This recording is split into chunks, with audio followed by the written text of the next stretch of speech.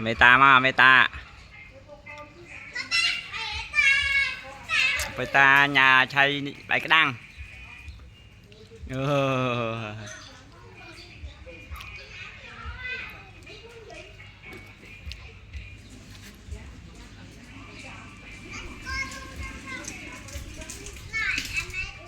meta chay bảy cái đăng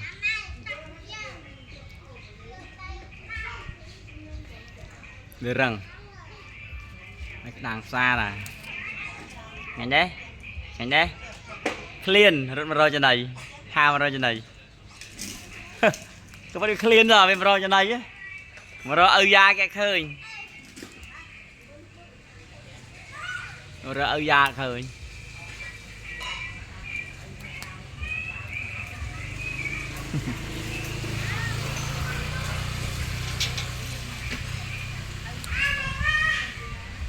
đấy nó ngay từ nói ngay từ ba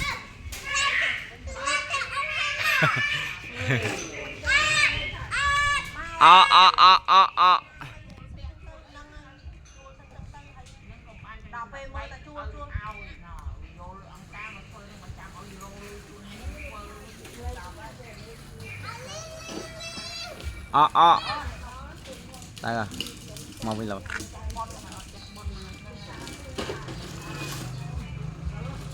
mai cho mình vào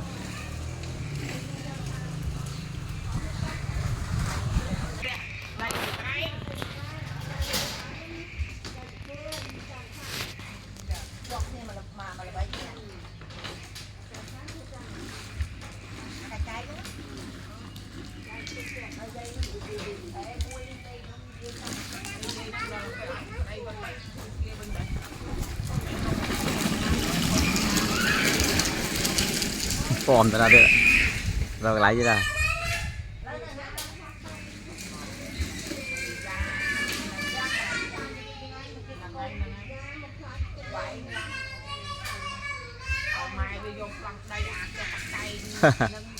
lẹ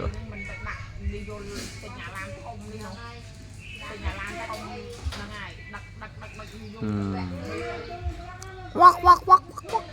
má vào đây mà chụp một tiết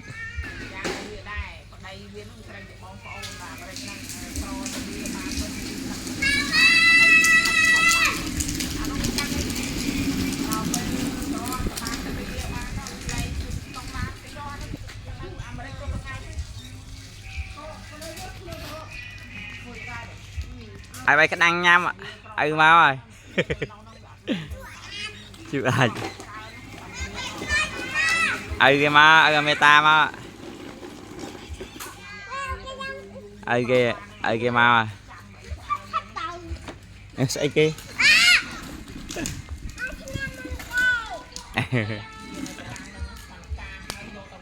chào má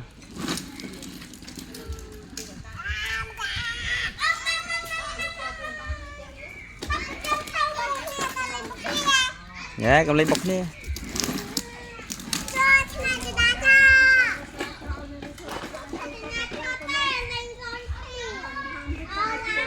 đi xem mà lên làm tao à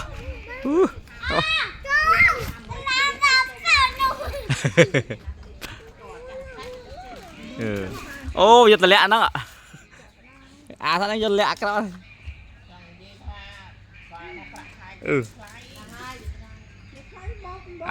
mà